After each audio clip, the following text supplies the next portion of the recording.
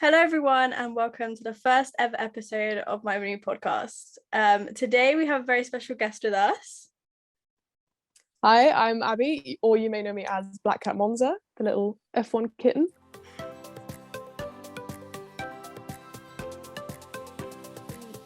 Sadly, she's not with us today, but she's with us in spirit. I don't mean she's dead. She's just not in the house right now. But yeah. So you guys started off, why and how did you start your TikTok off? And tell us a bit about your TikTok.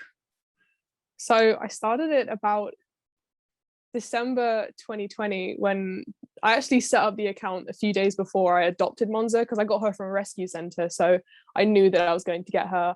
We'd gone to meet her once and just this little crazy kitten. She was originally called Daisy in the rescue center. She was called Daisy, Crazy Daisy.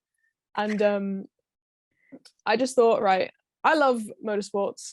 I love cats. Can I combine this somehow?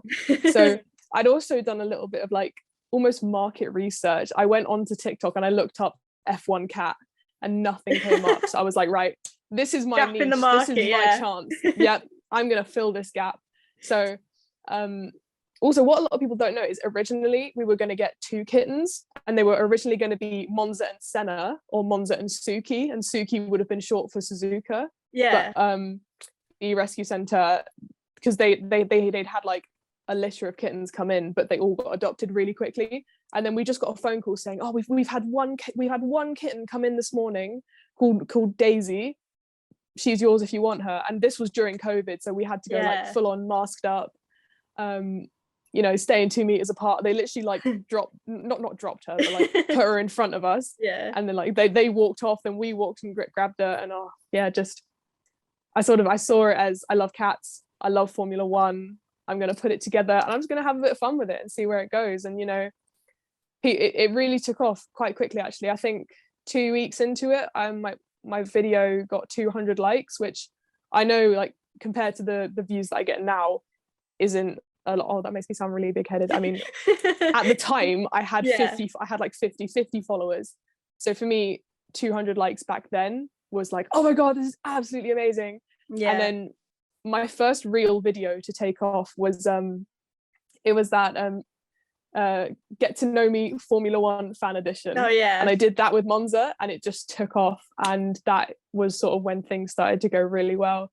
And that just this week I hit 27,000 followers, which is insane. That's crazy. Just from a little cat watching Formula One. And I've had some incredible comments of people telling me, oh, Monza is somebody genuinely said to me, Monza is the reason why I keep my TikTok account open. And I was like, oh my god, that means so much to me. So it has been an incredible year, and it's all because of this little kitten. So yeah.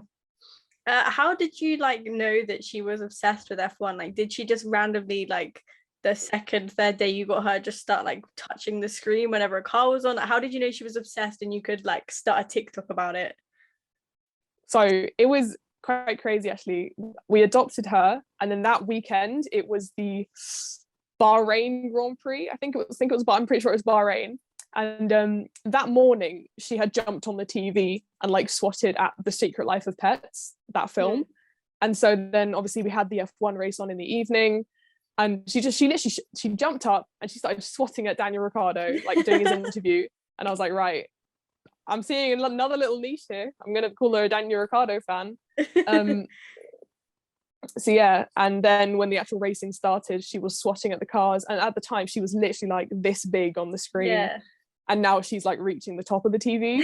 So she's grown so much. But she jumped up by herself and started swatting at the cars by herself, and it was just so cute because obviously when I do post my videos I put music over the top of it, but in the background all the time I'm just like, oh my god, look what she's doing, look at the car and she's touching him, just little things like that. And yeah, she loves it. Stimulation, that's what it is. It's quite I honestly, the first time I saw it I was like, this can't be a real thing, this must just be a one-time thing. And then I kept seeing your videos pop off my For You page when I first had my page, and I was like, this cat's just not just doing it one time. This cat is obsessed with these cars. I know I am, but this cat is another level obsessed. I've had a few comments of people just saying, oh, she only likes the colors. And I'm like, if she likes the colors, she wouldn't be chasing it. She was literally Yeah, swatting at it. Like, she likes the cars. that's it's so insane that, but then it makes you think animals are just so much more intelligent, I think, than we first give them credit for. Because I think in some 100%. level she must realize like it's some kind of car, maybe. I don't know, because I do study animals, so I think, you know, obviously having an animal account blow up, I was like, oh my god, this is really good because I'm studying animals. But I don't know whether she just thinks they're like prey, something she can like try and catch. I think there is just that natural cat instinct to try and catch whatever's moving. So Yeah. I think it's just a natural instinct almost. So do you think, so you saying obviously the first kind of person she got onto was Daniel Ricciardo, do you think she may have sort of maybe had a little inkling in her mind that Daniel was going to win the Monza GP this year or last 100%. year? 100%. 110%. Like, even I've got videos of her during the sprint race and the quali, like jumping at Daniel Ricciardo on the screen, and I was like, okay, this is a good omen, this is a good sign. Like, this black cat is lucky. A lot of people think that black cats are unlucky, but this one is very lucky.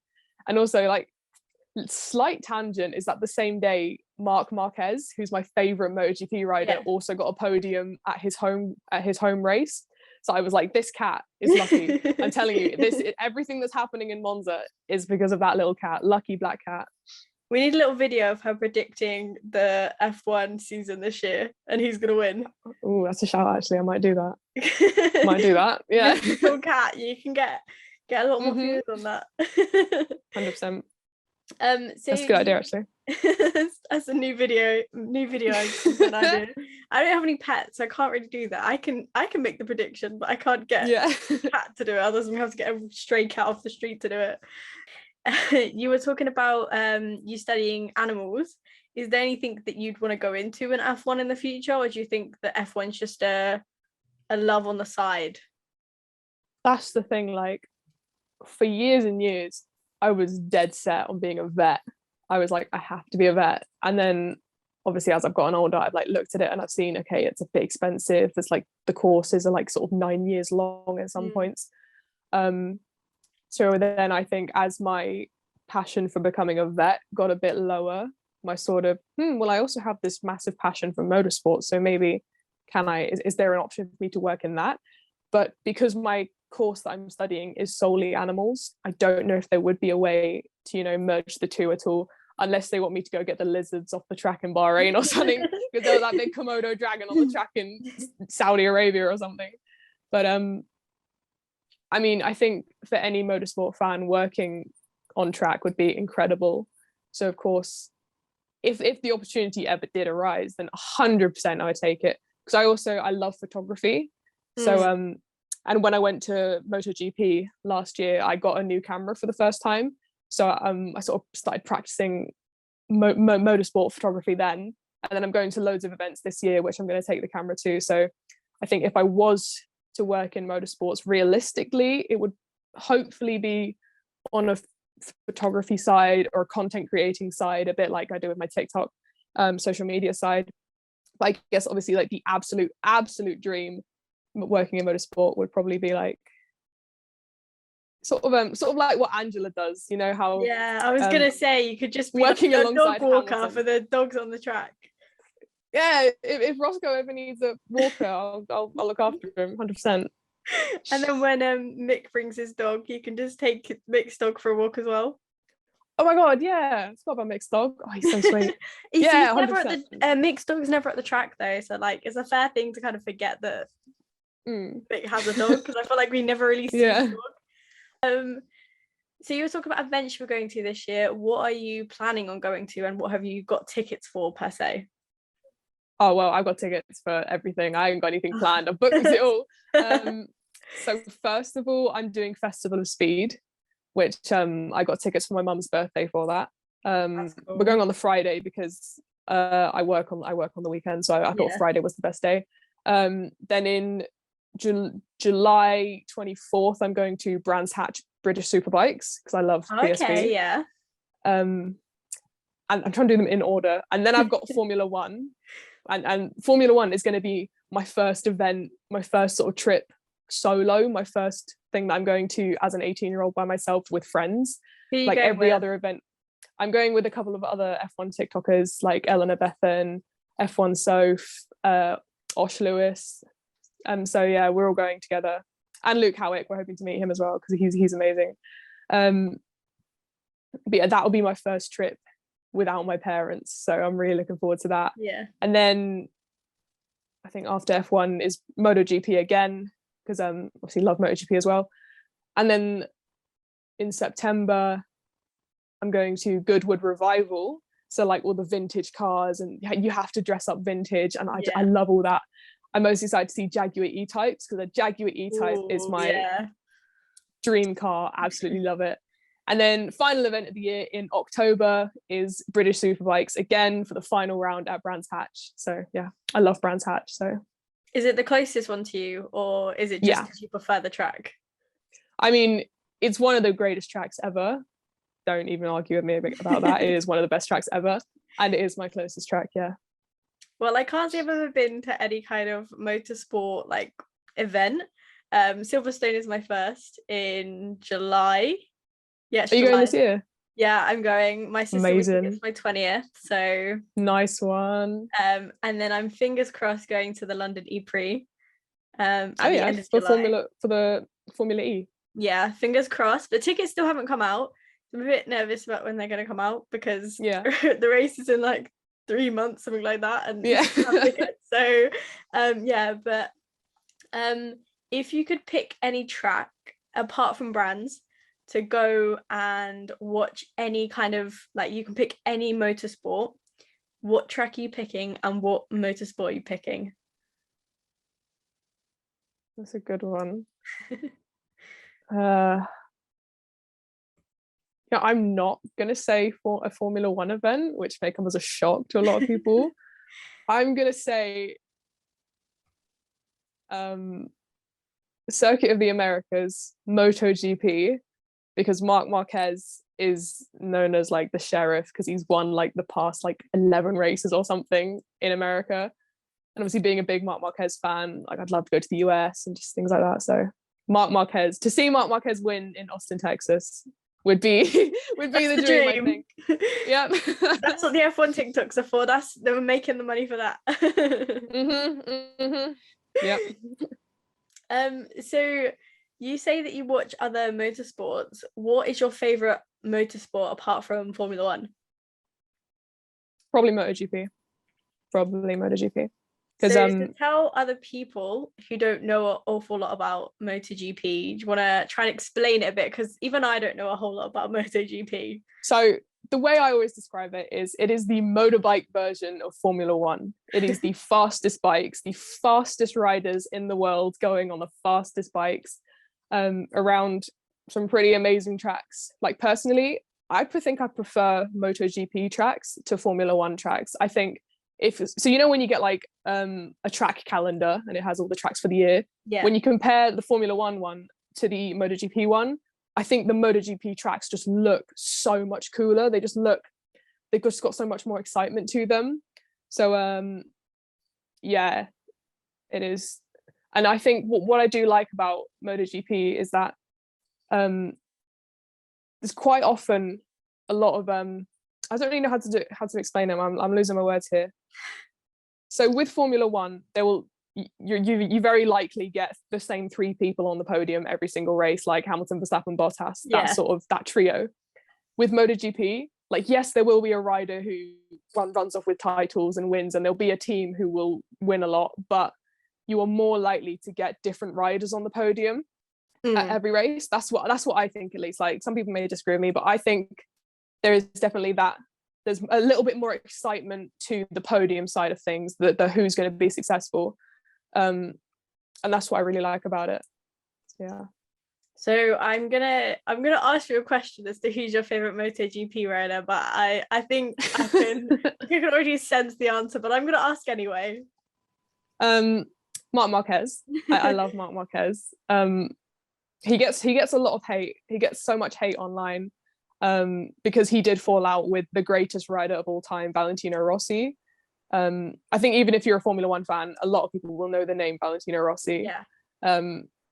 But yeah, they had a bit of a conflict when they were both fighting for the titles. So yeah, I think a bit like how you're either a Verstappen fan or a Hamilton fan, it's a little bit like you're either a Marquez fan or a Rossi fan. Yeah. So I am a Marquez fan, but I do absolutely love Valentino Rossi. Like he is genuinely the greatest rider of all time and the greatest rider there ever will be. Like people may come along and smash his records and get more wins than he will, but nobody will ever beat the legacy of Valentino Rossi, because he was racing longer than I've been alive. Like yeah, I'm just so happy that I got to see his final race at Silverstone. I sat in the grandstand crying my eyes out, like, oh my god, I think I saw the video actually on your, was it you that I saw a few people at the last race, and I was like, this seems like a bit of a Hamilton, like when Hamilton retires, I feel like everyone's gonna be like crying and all this. Yeah, definitely. Like because it was obviously Rossi's last season. Every race that he went to, everyone was just, it was just yellow everywhere, because Rossi's color is yellow. But just every single, I knew, and I've always known that Rossi was popular, but until I went to Silverstone and saw how many people were in Rossi t-shirts and Rossi caps, I was like, wow, okay, I was not expecting that. I think it's almost like the British fans love him as much as the Italians do. It's mad. Imagine being in Italy I think I saw clips of Valentino's last race in Italy, and the scenes were just, I think I would have even cried there. I cried watching them, honestly. I cried watching them just like through the screen. I was like, I wish I was there. Why couldn't I have been there? Because that was the same, his last home race was the same race that Fabio Quartararo won the championship, I think. Yeah, I think so. I'll fact check you, and if it's wrong, it'll be on the screen that you fact checked you wrong.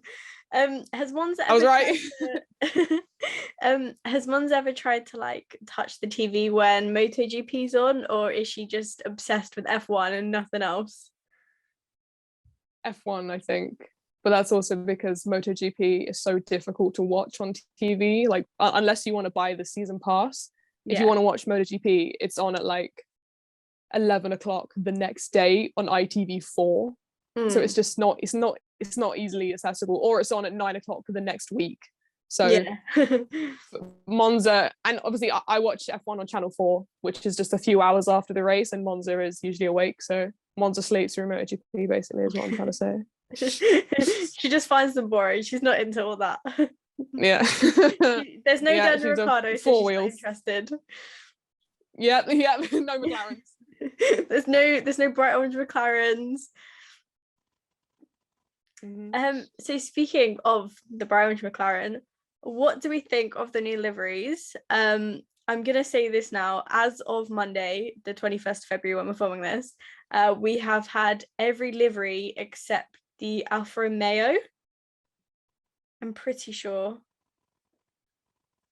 I will fact check myself after this, but I'm certain the last livery to be revealed is the Alfa Romeo. So I'm going to ask you now, what's your favourite, what's your least favourite, and what do you think of the actual F1 2022 cars? I'll start with the actual cars because that's quite simple. I love the new cars. I think they look really cool. I mean, I was quite intrigued with how the rear wing sort of comes around like that now. I think that's really interesting. Kind of bends a little bit at the top, doesn't it, as well? Yeah, like a little M sort of. Yeah, it doesn't look like it's gonna shake around, because obviously with DRS on the old cars it used to like flap open, but these ones look, by the way, I'm not a mechanic, I don't understand the cars fully, like they're just sort of, it looks like they're just set in place and they won't move. So I think it's gonna be really interesting, and the tires are like now 14, is it 18 inches now? 18 inches now, I'm pretty sure. Yeah. So yeah, I think it's going to be really good. But liveries, McLaren is my favorite. I really like the Williams. I really like the Mercedes. Having just seen the Alpine, I really like the blue and pink. I think the blue and pink looks really good. And then down the bottom is probably Haas, because they haven't really done much. And Nikita Mazepin can't race under the Russian flag, so they'll put the Russian flag on the car instead. So that's my view on it, and that's all I'll say. But I think Red Bull, it's all right. It's nothing really new, but why fix something that's not broken? So well, I was having a discussion with someone else from TikTok talking about how Has obviously haven't changed their livery for this season. Do you think instead of changing their livery and spending money on all that, do you think they put their money into the car, and maybe the car maybe not a title contender, because there's no way, but do you think the car might be getting into Q2 and Q3 more? No, I really don't. I think I don't necessarily think it's down to the car. I think it's the team dynamic. That my view on it is that Gunter Stein isn't the best team principal in terms of motivating the team. Like we've seen in Drive to Survive, we've seen like on backstage clips, he's so negative towards the team. He's like, oh God, we're a bunch of freaking idiots. Oh, we're so slow, we're this, we're that. That sort of headspace and motivation in the garage is not going to help anyone. It doesn't matter how fast your car is. Like if Lewis Hamilton's Mercedes, if his garage was saying to him all the time, oh God, we're so bad, oh we're so this, we're so that, I can tell you now, motivation means so much to the team. So the way he's just so negative towards everything, that's what I think is letting the team down, is the fact that, like, because Mick Schumacher has so much potential, but there's so much negativity coming from fans towards Haas, from the team principal, that I just don't think he's ever going to be in Haas. He won't be in the right headspace to push that car to the limit. That's what I think. That's what my view on it is, that they can make the car as fast as they can, but until they have a good team dynamic, the car's not going to go anywhere. That's just what I think.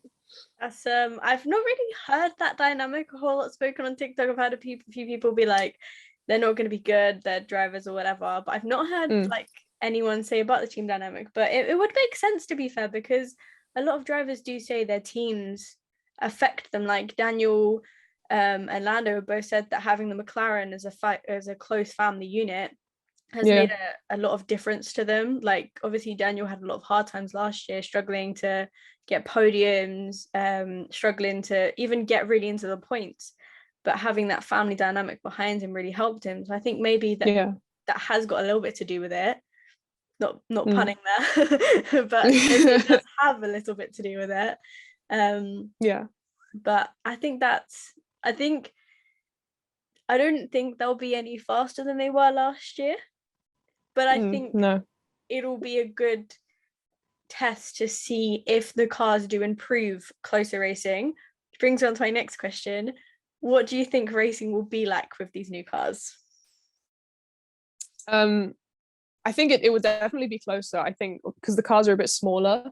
I think maybe, again, I'm not a mechanic, I don't understand the full mechanical side of things, but the cars being smaller, I guess it cause like tighter corners and things like that. On tighter corners and hairpins, overtaking may be easier.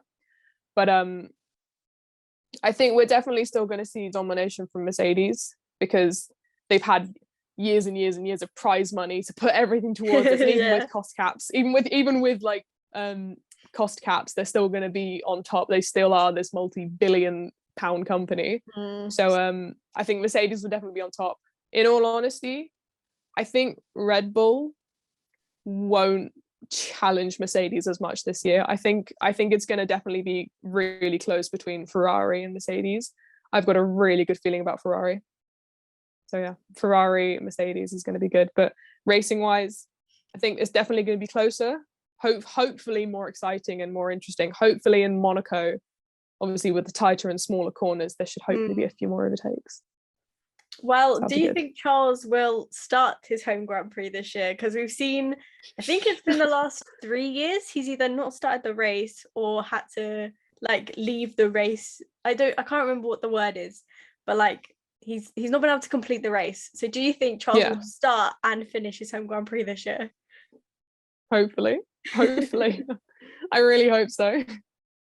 Or at least I want Ferrari to get some luck in Monza. I want Ferrari to have some luck in their home race. So they haven't really for the past few years. Well, I I again want to know what you think about Monza this year and what Monza will be like this year, whether we're going to have another exciting podium, another exciting race, because obviously last year we had Max and Lewis collide, we had the sprint, which saw Daniel just take off. And then the race itself wasn't all that boring. Like, we had a lot of overtaking. And then last year we had, the year before that, we had Pierre winning, which was quite a wild time. So do you think we're going to have the same thing this year? And if so, who's winning, who's coming second, and who's coming third? And is there going to be any crashes? I mean, Monza is the temple of speed. You need a fast car to do well in Monza, so it will definitely be the race of the fastest cars. So like the this year, hopefully the Ferrari, and then the Mercedes, and then probably the Red Bull as well. So I think Charles Leclerc has a good chance of winning it this year, like he did a few years ago. Hopefully Carlos Sainz as well, because actually Carlos is my favorite. I can't lie, Carlos is my favorite driver, but I'm a McLaren fan. Makes sense.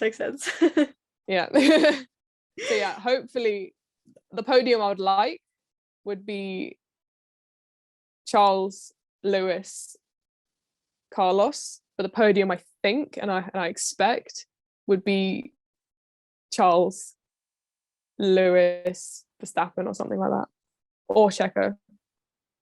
That's a good one. Do you think there'll be any wild crashes? So like we had, I think last year there was only the crash because of the title contention.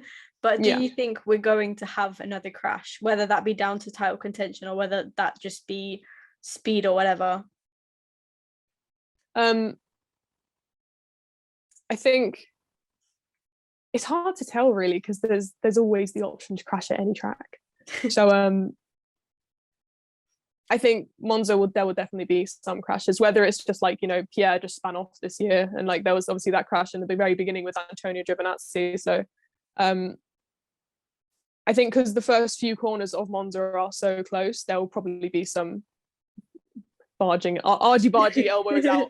There'll probably be some crashing, but hopefully nothing too bad, like, because obviously Leclerc had that nasty crash in 2020, so hopefully nothing that bad. But if it's just a little collision, it does have that excitement. So yeah, I think there's always the crashes. Excitement of having like a crash. People, I think when you say on like a TikTok that like, oh, I really hope for a crash this week, people are like, that's not a nice thing to say. And I'm like, I don't mean I don't want anyone to get injured or anything. I just want a bit of excitement. And I think that's what the cars will hopefully bring. We won't need the crashes to happen because there'll be the excitement of obviously the 100% racing. And I think there'll be a lot more interesting results to come from that, because like you can just have anyone behind another car and they'll be able to overtake basically. So I think we can make as many assumptions as we want, but until the first race comes out of it, I don't think we could tell what the cars will be really like. 100%. That's what I've been saying. Like testing will of course give everyone an idea of like what the cars look like, how the cars act through certain corners, but until we see the cars in race conditions, you cannot decide like the championship. So I think it will definitely take a few races to get a good idea of who's going to be successful. Well, on the speaks of the championship, who is winning the championship this year? Constructor. Lewis Hamilton, and then either Mercedes or Ferrari. So you've got no other doubt in your mind that Lewis is winning the championship this year? Lewis Hamilton, 100%. Is he coming back hungry? We're going to replay this at the end of the year, and I'm going to be like really embarrassed or something. Yeah, it's going to be Lewis.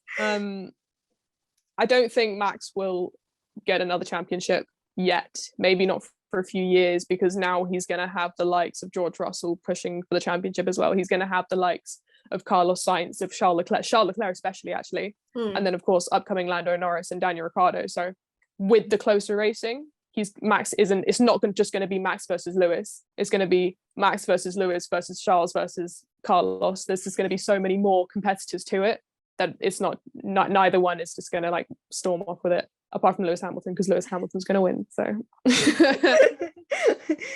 well, on speaks of Lewis and the championship, What do you think of what happened last year, or obviously a few months back, at the Abu Dhabi Grand Prix? Now, I wasn't there to watch it physically. I was actually at work, so I didn't see any of the race. And I've not watched it back because I feel like it might just break my heart. I was a Max fan. I wanted Max to win.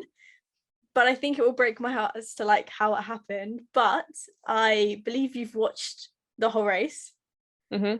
So let's just tell me like what you thought of it, where you think Matty went wrong on the day, and what you think will happen now, because Matty's obviously left the FIA. So do you think there will be something about Max giving the championship to Lewis, or what do you think about all that? So I actually have almost like a little speech about this, because I get asked it all the time in live streams, so I've repeated myself so many times, and that is, Max and Lewis went into the final race on even points. Neither one deserved it more. At that moment, neither one deserved it more. Lewis had just won the past 4 races, proving he was still in championship contention, and obviously he's won like the past, like, I don't know, 10. So I'm not a Max fan, I don't care. But they were both on the same amount of points. Neither one deserved it more. That race should have been Lewis Hamilton's race. If Michael Massey had followed the rules, if the FIA had followed the rules, Lewis should have won, meaning Lewis should have won the championship. But I don't think, it was Max's to win anyway, blah, blah, blah. They both had the same amount of points. It was either of their races. That race was going to decide the championship no matter what. And with Michael Massey's decision, obviously, he went against the rule book. I can't remember like what article it is, but the rule states like all unlapped cars have to unlap themselves before racing begins. And they only did the 6 between Lewis and Max, allowing Max to then obviously close up close enough to take the win. So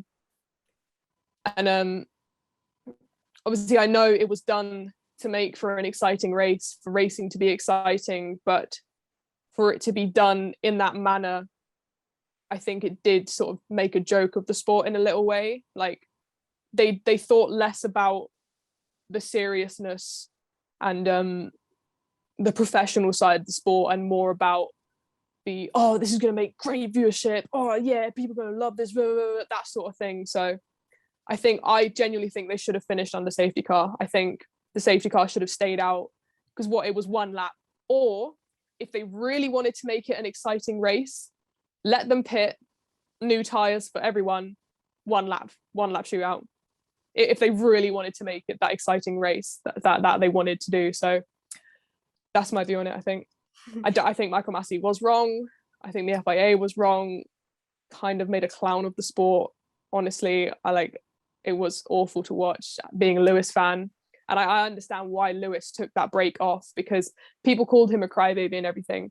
But if I had the sport that I've worked so hard in, the sport that I've, committed so much to, treat me that way, of course I'm going to be upset. And to have a world record breaking championship taken away from him in that manner, of course he's going to be upset. Of course he's not going to know how to immediately process things. So I think I do respect him a lot for not saying anything and just staying completely silent. So, and then to come back on social media and just be like, I'm back. I respect that a lot. Like he didn't make much of a fuss about things. So I'm definitely on Lewis's side. So yeah. Well, I hope there's no sides in this situation, because I think the end of the season caused so much drama on everyone, like everything, like it just kind of blew up. I think it even blew up the popularity to the sport. I think a lot of people were drawn to the sport after it, because like every news channel was reporting about it. Everyone knew about it. I think it was the wrong thing for F1 to blow up over. There were so many other moments in that season that could have blown up, but instead it was the last lap of the last Grand Prix. So so to wrap it up, I'm just going to say, who do you think will be the most surprising person on the podium this year? Who's going to be like the most improved team of the season? And who are you most excited for this season? Most excited for is definitely Silverstone, because I'm going to be there. So that's just going to be an incredible experience. The team that I think is going to improve the most from last year is definitely Aston Martin. I think they're going to do so much better, because I think they had a rocky start to their Aston Martin had a rocky start to their Formula One career because they were using Mercedes's wind tunnel. They didn't have their own wind tunnel to, get all the data off of. They could only use it when Mercedes allowed them to use it. Yeah. I think that's what I believe. So I think Aston Martin will be the biggest sort of comeback. Podium shock. I think Yuki Tsunoda will get a couple podiums, but I think my bold prediction is that Carlos Sainz is going to win the Spanish Grand Prix. That's my bold prediction. That's a pretty bold one. Is there anything else you'd like to tell everyone? Do you want to plug your social media? Do you want to plug anything in particular? If I'm going to plug myself, then you can plug yourself, my TikTok. You can plug your friends, you can plug whatever you want. Go follow my TikTok, blackcat_Monza, if you don't already know. Don't worry. And then if you do want to follow my Instagram for a bit more like, it's not necessarily like behind the scenes, but it's less about Monza, it's more about me, and like I'll be going to loads of events this year, so if you do want to see some of that, then head over to my Instagram, which will be, it's abby.jacko. Wait, can I shout out some of my friends? Yeah. Okay, so the people I'm going to Silverstone with them this year, it's F1 Soph, Osh Lewis, Eleanor Bethan, and Luke Howick. They've been like, this past year, amazing friends to have on like F1 TikTok. We've sort of like bonded together a little bit, and we're all going to Silverstone together, so shout out to them. if they do watch this, you're amazing. So well, I'll leave everyone's links. Also, Luke Howick, I have to give a special mention to. If you do want to know any sort of information about Formula One, go and follow him. Yes. He has the brain of a genius when it comes to F1. All of his videos are so informative. So yeah, I always see him on my For You page, and he tells me something new, and then I go to my TikTok and I'm like, I've just learned something. Yeah, exactly. Yeah, I'll leave everyone's links down below along with Abby's. But yeah, thank you for coming on. Thank you for being the first guest. Thank you for having me. And yeah, hope you guys enjoyed, and we'll see you in the next one.